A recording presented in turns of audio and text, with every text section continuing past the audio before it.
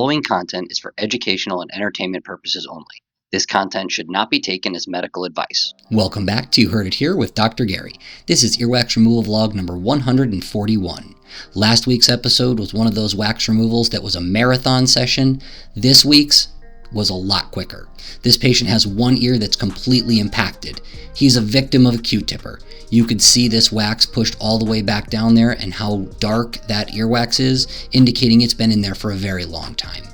As we use this curette to roll that earwax out, it looks like it's all coming out in one giant piece. Those are some of my favorite wax removals. Alright, let's get that all the way out of the ear canal. You can even see that it has the shape of the ear canal. As we look back down, we get a great view of the eardrum. The patient was then asked to valsalva or pop their ears to make sure that they're able to open their eustachian tube and equalize the pressure in the middle ear. We looked on the other side and there is absolutely no wax. So what does it look like when a patient has a surgically altered ear canal? This is a completely different patient. I get asked a lot when we use irrigation. I thought water was bad to have in your ear canal.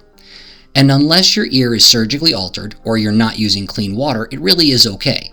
However, this time, this is a surgically altered ear canal. You can see how the ear canal is much wider and has many more little pockets and jagged spaces. This patient suffered from multiple mastoid infections in their youth and ended up with a radical mastoidectomy as a surgical result. This is the type of patient where we absolutely do not want water in their ear. This has been You Heard It Here with Dr. Gary. Thanks for watching. I'll see you in the next video.